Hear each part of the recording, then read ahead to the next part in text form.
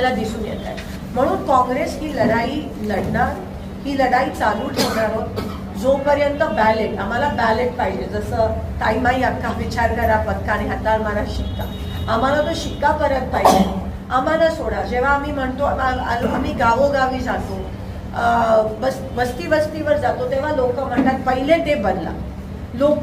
ते असं पहिल्यांदा झालं असेल महाराष्ट्राच्या इतिहासात की जिंकल्यावर पण लोकांमध्ये कसं, जेव्हा नेता जिंकतो, जेव्हा आपला उमेदवार ज्याला आपण मतदान केलंय जेव्हा तो जिंकतो, तेव्हा आपल्याला वाटतं आपणच जिंकलोय. सर्वसामान्य माणसाला तसं वाटतं. हे पहिल्यांदा झालं असेल की जो जिंकलाय, एक तर त्याला पण वाटलं नव्हतं की तो जिंकणार आहे. ते म्हणजे भाजप हताश होऊन म्हणाले की नाही तुम्ही निवडून येता. IB रिपोर्ट सगळे महाविकास आघाडीच्या बाजूने होते, सर्वे रिपोर्ट जे प्रत्येक निवडणुकीत आम्ही वापरतो. वेगवेगळ्या कंपनीज कडून आम्ही सर्वे, शेवटच्या म्हणजे जे आपण म्हणतो कत्तल की रात, तेव्हापर्यंत आम्ही सर्वे करत असतो राजकीय पक्ष. आणि त्या सर्वेमध्ये पण जेव्हा काँग्रेस आणि महाविकास आघाडी पुढे असते आणि एका रात्रीत इलेक्शन कसं फिरतं, हे आम्हाला अजून ह्याचं कळलं नाही. आणि त्याचं उत्तर आम्ही जेव्हा निवडणूक आयोगाकडे मागायला जातो तेव्हा आम्हाला ते उत्तर ते सक्षमरित्या देऊ शकत नाहीये.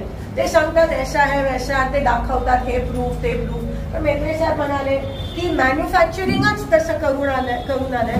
किंवा जेव्हा आम्हाला उमेदवारांना बोलवलं जातं आणि पूर्ण मशीनचं दाखवलं जातं, एक प्रकारचं मशीन कशी चालते, तेव्हा मात्र यांना स्ट्रिक्ट इन्स्ट्रक्शन होते की मोबाईल चालू करू नका.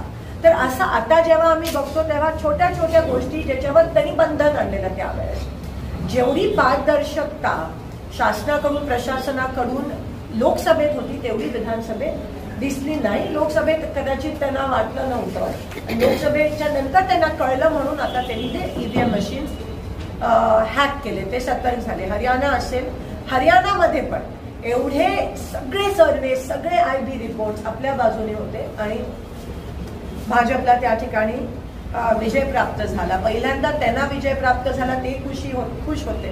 पण सर्वसामान्य लोक हे एकदम हताश झालेली की निवडणूक म्हणजे मतदान करून उपयोग तरी काय झाला. तर हे आमची लढाई आहे. आम्ही निवडणूक आयोगावर पारदर्शकपणे काम करत नाहीये असा आमचा आरोप आहे. आम्हाला जी माहिती पाहिजे ती माहिती पहिल्यांदाच असं आहे की आम्हाला प्राप्त होत नाहीये.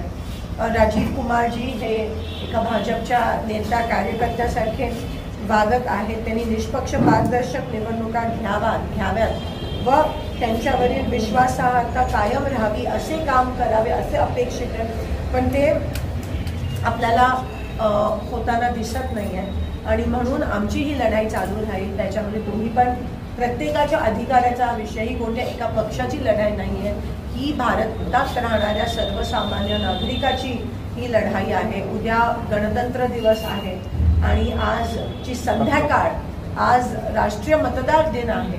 आणि असं मग खरंच आपला देश रिपब्लिक आहे का, खरंच आपला प्रजासत्ता आहे का आपल्या देशात आहे, जी स्वातंत्र्य जे लढाई त्यांनी मिळवून दिली. पण आज जी विचारसरणी आपल्या देशात आहे ती आपल्या देशाला मागे घेऊन जाते, ती लोकशाही आणि संविधानाचं खून करत आहे. अशी विचारसरणी जर उद्भवत असेल तर आपण मुळापासून उठून ते विष जे देशात पसरवत आहेत हे आपण थांबवलं पाहिजे. आणि म्हणून ही आपल्या सगळ्यांची लढाई आहे. उद्याच्या प्रजासत्ताक दिनानिमित्त शुभेच्छा देते, पण खऱ्या शुभेच्छा तेव्हा दिल्या जातील जेव्हा बॅलेटवर इलेक्शन आपल्या देशात लढले जाईल.